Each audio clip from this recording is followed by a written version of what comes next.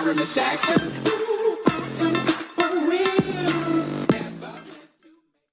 tout le monde, c'est Major Blaze. On se retrouve aujourd'hui pour une petite vidéo assez particulière que je fais assez rapidement.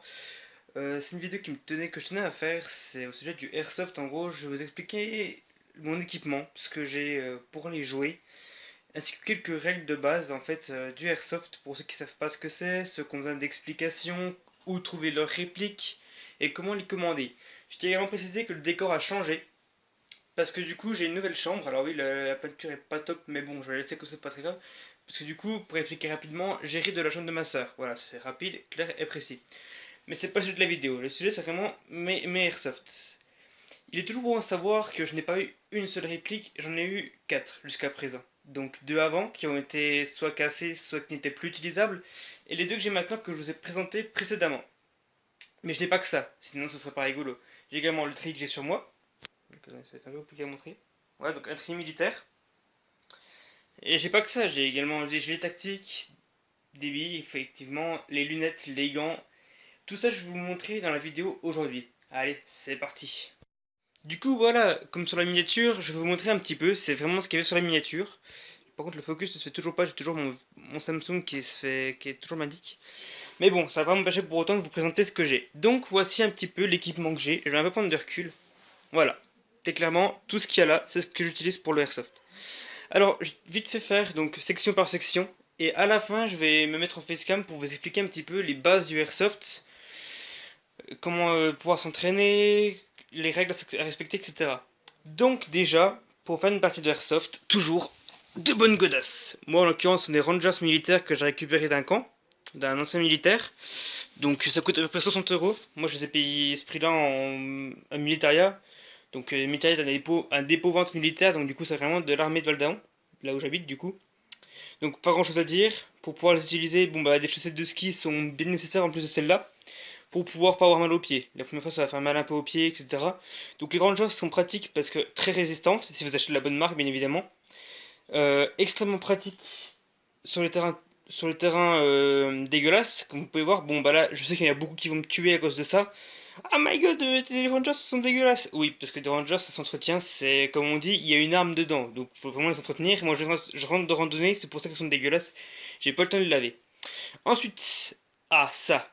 Ça j'en suis fier, il n'est pas encore fini, mais c'est un bouclier anti-émeute improvisé. Donc le seul truc qui manque, c'est juste 2 poignées. Donc voilà un peu comment est-ce que... Donc ça va dégager, la poignée qui est là. Ça va remplacer par 2 plus petites. Donc il y a 2 lampes tactiques qu'on peut allumer ou éteindre.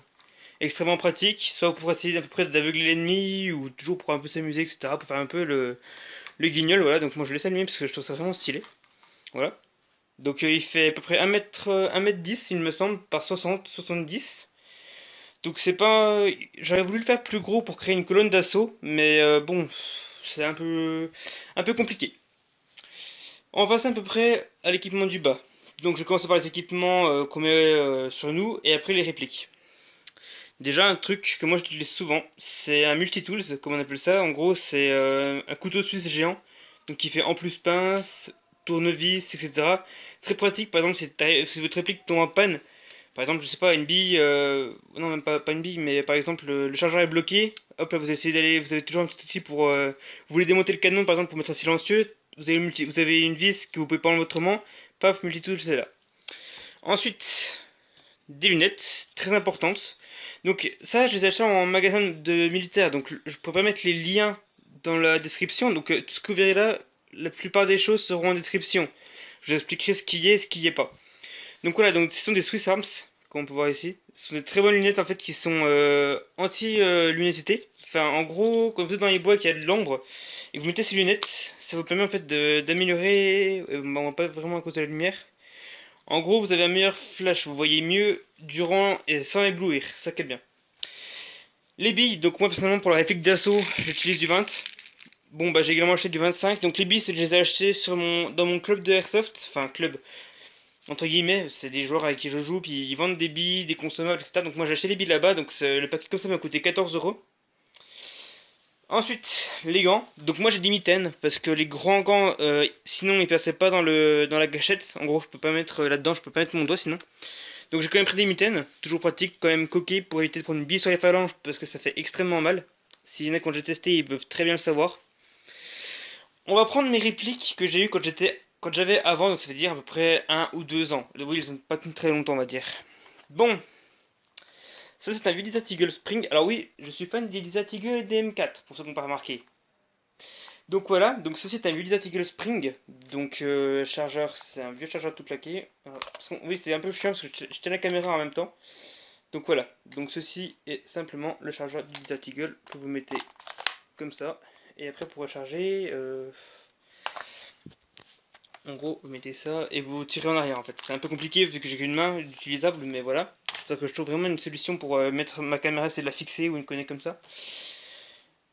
Ma première M4A1, bien évidemment, je vais vous montrer. Elle a pété malheureusement dans un CQB, donc CQB, je vous expliquerai ce que c'est après. Bon, rapidement, c'est un jeu dans un bâtiment, si vous préférez. Et en tournant en fait ma réplique comme ça, le canon s'est pris dans un angle de porte et a cassé en deux, clairement. Donc ce n'est pas réparable parce que le canon est sorti de son axe, il est tordu et si je tire une bille avec, soit elle va péter dans le canon, soit elle va partir n'importe comment. Donc voilà, donc c'était une première M4 qui est en ABS, c'est pour ça qu'elle a pété si facilement. Bon bah je vais pas trop la toucher. Elle est en ABS, donc c'est du plastique renforcé, pas renforcé, enfin plastique plus solide, fait pour le airsoft de base. Également mon Desert Eagle, le Spring y est aussi en ABS.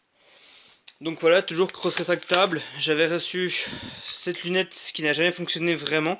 J'avais commandé chez Lily Folly. Bon, je vais quand même vous mettre le lien, mais c'est pas pour, on va dire, rabaisser Lily Folly, mais vos répliques, elles sont bien. Mais pour le tout début, on va dire, pour vraiment s'entraîner à tirer, pas pour faire des parties de airsoft. Elle a pas beaucoup de portée, la cadence est pas top avec la batterie, elle tient 1 heure, la batterie tient 1 heure, 1 heure et demie maximum. Et les accessoires fonctionnent pas. J'ai un ami à moi qui avait fait des urbex avec moi, j'ai supprimé les vidéos du coup, mais qui a acheté une G36 chez Lily Folly exactement aussi, donc en ABS. C'est ce qu'on appelle un starter pack, donc avec c'est repérable au silencieux en ABS, à la lunette et une lampe que je dois avoir qui doit traîner par là. Je n'ai plus la lampe. Bon, on m'a piqué la lampe. C'est pas grave. Ah si, il est là. Voilà, une lampe comme ça, pareil, qui ne fonctionne plus. Bon bah là, il n'y a pas de piles parce que je les ai enlevées, mais normalement vous mettez des piles et ça fonctionne. Bon, voilà, impeccable. Ça n'a jamais fonctionné pour moi. À part cela, le viseur a fonctionné 2 ou 3 jours, puis il a planté. Donc pour ceux qui veulent savoir comment ça fonctionne, hein, c'est pas compliqué. Vous avez une pile. Vous l'allumez, vous les tenez comme ça. Donc en tournant le bouton. Là vous avez l'axe des Y. Donc pour... le viseur en fait c'est une croix. Donc ça c'est pour monter la barre qui est horizontale. Et c'est l'axe des X. Donc la barre qui est verticale qui doit se déplacer de gauche à droite. Donc voilà, ça n'a jamais marché. Pareil, toujours 3 modes. Donc semi, automatique et full semi, auto et safe. Du coup, c'est moi. Safe, semi, auto. Voilà, j'avais reçu la batterie. Donc la batterie pour vous dire, c'était ça. Voilà, ceci était la batterie de la réplique. C'est pour ça qu'elle tenait pas. Donc je vais faire un focus sur la batterie. Non, ça voudra pas. Donc en gros, c'est du 500 mAh, c'est du 7 v 2. Donc ça tient moins d'1 heure, 1 heure et demie maximum.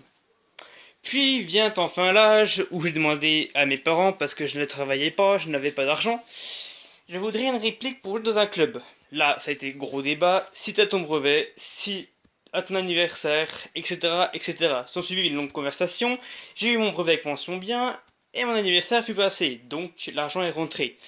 Et du coup, vu que j'ai pas vraiment laissé le choix, j'ai enfin acheté 2 nouvelles répliques que je vous ai présentées précédemment. Excusez-moi, je galère à parler. Ah oui, avant de parler des répliques, parce que c'est le plus important, même si j'ai déjà fait une présentation avant que je vous invite à aller voir, un truc qui est très important pour nous, non ce n'est pas toi, c'est ça, la Sainte Gourde. Alors ça c'est une vraie gourdasse militaire, donc une gourde qu'on mettait au gilet tactique, ou généralement c'était plus au jean, enfin au treillis. Et en gros, bon, bah, j'ai pas enlevé le cache parce que sinon l'eau va couler. Et en fait, c'est juste, vous pouviez enlever, moi j'ai le traditionnel. En fait, vous pouvez enlever un support qui vous permettait de faire à manger dedans. En gros, c'était une sorte de gourde de survie que les militaires utilisaient. Vous avez un petit récipient, donc vous pouvez mettre la bouillie ou ce que vous mangiez, vous mettez sur le feu et vous pouvez en manger après. Voilà, c'était extrêmement pratique pour eux, vu qu'ils étaient souvent en déplacement, etc. Ils n'avaient pas forcément la poêle, la cuisine, tout à côté. Donc un feu de camp, ceci, et c'était impeccable. Donc maintenant on va parler du coup, avant mes répliques, vu que je viens d'y passer, mon gilet tactique. Le gilet tactique c'est pareil, il sera en description pour l'acheter. Il m'a coûté 40 balles. Donc c'est un gilet tactique, pas un gilet pare-balles. Donc il contient 12 poches, un holster. Le holster, je l'aime pas trop parce qu'il est juste très mal placé ou alors mal mis pour moi avec le Desert Eagle. Car le Desert Eagle, si je le mets en fait, très clairement, il est tellement lourd et gros qu'il me fait pencher en avant. Ce n'est pas une blague. Il rentre pas complètement déjà. Normalement, ça, il est censé aller là-dessus en fait. Donc en fait, le problème c'est qu'il rentre pas complètement. Là, il est à fond. Et à un moment, ces petits clips, ils sont censés passer par-dessus la réplique et le maintenir quand on bouge ou quand on se met à plat ventre. Sauf que moi, du coup, c'est toujours jouer avec l'assaut. Le PA, comme on l'appelle dans le milieu du airsoft, donc l'arme de poing, enfin la réplique de poing, du coup, vu que c'est de l'airsoft. Quand je rampe, faut que je l'enlève de mon holster, que je le pose et que je rampe. Et que je récupère à la fin. Très chiant. Voilà, ensuite, donc du coup, mis à part ça, vous avez quand même la poche pour mettre le chargeur ou la batterie du holster, soit comme vous voulez, enfin du pistolet du coup. Donc 11 poches, donc vous en avez 3 là, 3 ici, une grosse ici pour mettre vos billes ou quoi que ce soit. Ici, moi je mets soit une radio, soit un multitool, parce que moi du coup en fait le multitool passe parfaitement.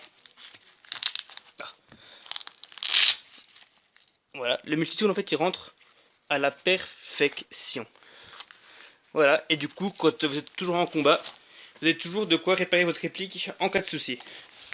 Encore une poche ici sur le côté, et j'en ai encore quelques-unes ici pour mettre des consommables tels que les grenades ou des cartouches de fusil à pompe, souvent comme vous jouez. Voilà. Donc il m'a coûté 40 balles, il sera en description. Donc maintenant on va pouvoir passer à la partie plus fun pour moi personnellement que je trouve, c'est-à-dire parler des répliques, c'est ce que j'adore. Donc moi c'est un Desert Eagle, celui-là je l'avais déjà présenté précédemment mais je fais une rapide présentation. Donc fut venu, comme je l'ai dit précédemment, l'époque où j'ai eu assez d'argent et mon brevet. C'est très important, j'avais pas eu mon brevet, j'aurais pas eu ça maintenant. Donc voilà, donc j'ai pu acheter ça sur... j'ai commandé sur internet. Donc les répliques, parce qu'on m'avait déjà conseillé, j'ai demandé à beaucoup de personnes. Surtout si vous avez un doute sur les répliques, je vous redirai tout à l'heure, demandez à soit un club de tir, soit un club de airsoft de vous conseiller sur l'achat des répliques. Moi elles viennent les deux de chez Airsoft Entrepôt, comme je l'ai dit précédemment. Donc voilà, cet entrepôt, c'est un truc qui, franchement, ça tient la route. Les deux marques Sonsima, un truc important que je tiens à préciser, excusez-moi. La réplique, celle-ci, la M81 que je vous ai présentée avant, donc dans une ancienne vidéo, elle ne fait pas 1 joule 8 comme je l'avais dit, mais elle fait 2 joules 2 en 25 mg. Donc en bille de 25 mg, elle fait 440 fps. Vous ne pouvez pas jouer avec sur un terrain, malheureusement. Donc du coup, dans pas longtemps, j'espère, vous refaire une petite vidéo présentation d'un sniper qui sera un Blazer 92 L1 il me semble. Donc je vais changer celle-là malheureusement contre un nouveau sniper parce que j'aime beaucoup les fusils à verrou précisément. Mais encore plus avec une lunette, donc ça s'appelle un sniper pour moi. Donc voilà, désolé. Donc soit je vais l'acheter, soit en plus de celle-là. Parce que celle-là, savoir, quand vous avez une réplique trop puissante d'assaut, vous pouvez ce qu'on appelle en faire un anti-sniper. En quelque sorte, faudra changer la gearbox, donc ce qui est à l'intérieur avec tous les ressorts, etc. Le bloquer en semi-automatique avec une lunette de préférence si vous voulez faire un anti-sniper et tirer avec ça. Vous ne pouvez pas jouer en automatique avec ceci. Ce risque de gros dégâts sur un joueur ou alors casser l'équipement de quelqu'un d'autre. Parce que souvent ce qu'on fait c'est que vous nerfez, comme on appelle ça, en gros vous tirez sur la réplique de quelqu'un d'autre, ce qui le met automatiquement out. Si je tire avec du 440 fps, soit 2 joules 2 sur une réplique, je pense pas vraiment qu'elle kiffe. Elle va finir comme celle-là là-bas, elle va se péter en 2 moins de 2-2. Donc voilà, c'était pour l'équipement, donc celui-là, il n'y a pas de souci, hein, il fait moins il fait 1 joule 2, je me semble, quand j'ai fait au test. Donc voilà, elle passe très facilement, elle fait du 3... 280 fps, il me semble, peut-être à peine moins. Donc voilà, c'est tout pour... Ah oui, et également une lampe que j'ai achetée, mais qui ne sert pas à grand chose, voilà, donc c'est une lampe militaire tactique, donc qui est censée vous éblouir, voilà. Donc ce qui est bien avec cette lampe, c'est qu'elle a plusieurs fonctions. Déjà, elle fait rouge, bleu, blanche violente et blanche moins violente. Voilà, moins violente. Bon bah au focus on verra pas bien, mais elle fait un peu moins violente quand même. Donc cette vidéo, enfin cette lampe sera surtout utile quand je fais peut-être des urbex, faut que je retrouve des urbex et que j'y aille, donc pour pouvoir l'utiliser. Mais elle sera aussi présente pour Airsoft. En parlant rapidement de Airsoft, je vais bientôt recevoir une nouvelle GoPro et je vais pouvoir enfin filmer mes parties que je fais. Donc généralement c'est des sortes de topées, comment on appelle ça? Euh, Mince, j'ai oublié le nom. une mise en scène, entre guillemets, un scénario, voilà, excusez-moi. En quelque sorte, ce qui vient avec l'équipe dans laquelle je joue, c'est qu'on fait souvent des scénarios. Capture de VIP, capture de base, capture de drapeau, défense, etc. C'est extrêmement pratique vu que ça va pouvoir me faire du contenu à vous montrer. Malheureusement, je ne peux pas vous donner pour le Airsoft une vidéo fréquente, généralement parce que c'est suivant la disponibilité des joueurs, suivant la disponibilité du chef de groupe. On peut pas toujours sélectionner quand est-ce qu'on va faire une vidéo ou pas. Donc c'est pour ça que je ne donne pas d'avance ce que je vais pouvoir mettre ou pas. Donc voilà, donc maintenant que j'ai fini ça, je vais vous parler un petit peu de comment participer, enfin comment jouer au Airsoft, les règles à savoir, etc. Allez, on se retrouve tout de suite après. Donc voilà, j'ai réussi à stabiliser mon appareil photo de façon à pouvoir vous parler en facecam tranquillement posé, en ayant une bonne phase de vue, entre guillemets, un bon profil pour que vous puissiez avoir une bonne qualité. Donc je vais vous parler maintenant, j'ai parlé de quelques points sur le Airsoft, ce que vous devez savoir, etc. Pourquoi est-ce que moi je peux jouer, est-ce que des fois les clubs acceptent, etc. On va commencer par un point très important, l'achat des répliques. Je sais que beaucoup de gens arrivent à se procurer des répliques par le biais de grands frères, grandes sœurs, en faisant croire à leurs parents que c'est légal alors que cela n'est pas du tout, en commandant par internet sans vérification. Moi c'est ce qui s'est passé avec la M81, ce qui s'est passé que j'ai commandé. Sur le site c'était écrit 1,8. Vous avez peut-être pu le voir également sur le site, à moins qu'il l'ait modifié entre temps. Mais sur le site la M4 de chez Sima était marqué à 1,8. Sauf que au Airsoft, souvent, ce qui se passe c'est qu'on joue et avant de tirer, on utilise ce qu'on appelle un appareil de mesure de FPS. On tire dans l'appareil et il nous indique combien précisément de FPS et de joules on utilise. Alors j'ai été assez surpris en tirant dedans que ma réplique fasse vraiment 2 joules 2 à 440 FPS du coup en 25 mg. En tirant 20 mg il est quand même à 2 joules et à 430 FPS, 410, à 410 FPS, je vais y arriver. Du coup, vous ne pouvez pas jouer avec ça sur un terrain. Si la police vous arrête avec une réplique de plus de 2 joules et que vous êtes mineur, c'est compté comme une arme de classe D et vous êtes passible d'une amende de 250 € plus ou moins. Également, si vous ne déclarez pas une réplique, que vous la cachez ou que vous laissez à vue de quelqu'un dans un véhicule, par exemple vous êtes en voiture, vous le laissez sur la plage arrière, dans le coffre à découvert sur la plage, et qu'un usager ou un policier vérifie et que vous ne l'avez pas signalé, vous risquez également une amende et une destruction de la réplique. Ce n'est pas une blague, j'ai moi-même vécu ceci avec une réplique de Airsoft que je m'étais fait arrêter. Je savais plus où c'est que j'allais ranger, quelqu'un avait appelé la police, etc. C'est assez compliqué à expliquer. Au final, j'ai été appelé au poste de police et là, c'est vu deux choix. Soit je récupérais la réplique et j'ai copé d'une amende, soit il détruisait la réplique. Et vu que c'était la première fois, que je n'avais pas fait de mal, etc. avec, j'ai échappé à l'amende et du casier. Du coup, je n'ai pas de casier ni d'amende. Mais la réplique a quand même été détruite. J'aurais pu récupérer la réplique, mais je pense que l'amende de 250 € était pour ma pomme. Une autre chose à savoir, ce sont les clubs. Certains clubs vont accepter les mineurs de moins de 15 ans, de moins de 18 ans, excusez-moi. D'autres vont refuser. Ceci s'explique très normalement par le système de sécurité sociale, par exemple. C'est peut-être quelque chose que je vous parle que vous ne comprenez pas forcément. En quelque chose, c'est la sécurité qui permet aux créateurs du club, si vous venez à vous blesser sur le terrain, de ne pas avoir à payer pour vous les frais médicaux. Par exemple, si vous venez à vous casser une jambe en escaladant un muret et que vous devez vous faire une attelle ou plus grave une broche, etc., vous devez payer un fauteuil roulant parce que vous ne pouvez plus marcher, etc., ça peut revenir très cher et si vous êtes mineur, ça va être au leader du club de payer ça. C'est normal donc que peu de clubs acceptent moins de 18 ans. Ou alors, ce ne sont pas réellement des clubs, plus des associations de jeux ou des amis qui regroupent et qui acceptent d'autres mineurs. Moi, c'est ce qui se passe, ce sont surtout une association qui accepte les mineurs, pas beaucoup, il faut déjà les connaître. Si, à la première impression, s'ils voient que vous ne savez pas jouer, que vous êtes un Highlander, c'est-à-dire une personne qui ne se déclare pas, qui joue mal, qui tire dans la tête, parce que c'est savoir, je vous en parlerai après, mais savoir que c'est illégal. C'est des problèmes ça que le leader peut souvent avoir sans forcément y penser avant. Moi j'ai été accepté, on a vu mon mode de jeu, je peux jouer avec eux. Les opérations que eux font, une opération c'est-à-dire une sorte de sortie sur 7 jours où on joue au Airsoft avec des gens plus âgés que nous, je n'ai pas le droit d'y aller parce que je n'ai pas 18 ans.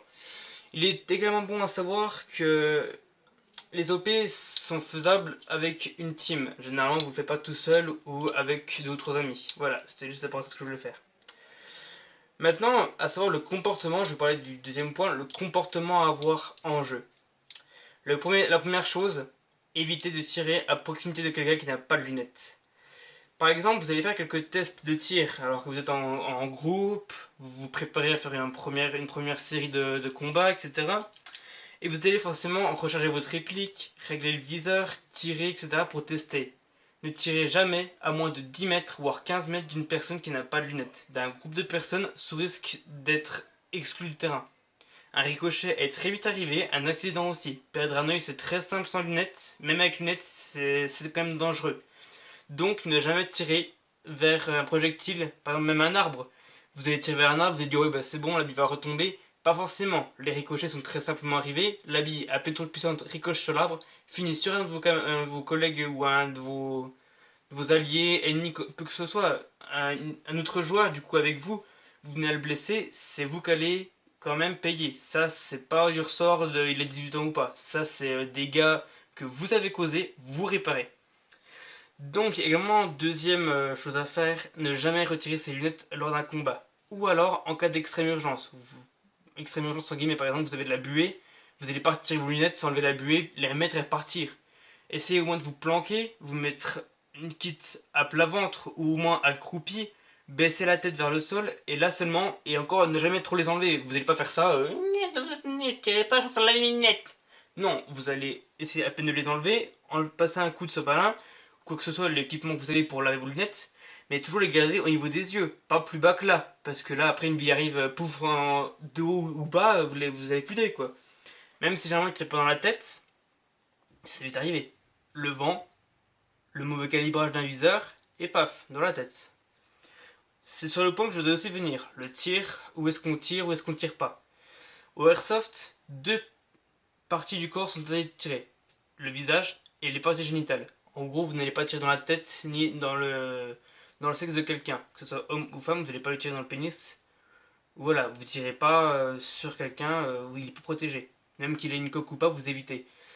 Après, les accidents peuvent arriver. Un viseur qui est mal réglé, un coup de vent alors que vous êtes au sniper, ça peut arriver. Là où vous vous excusez, vous dites désolé, j'ai pas vu, il y avait un coup de vent, etc.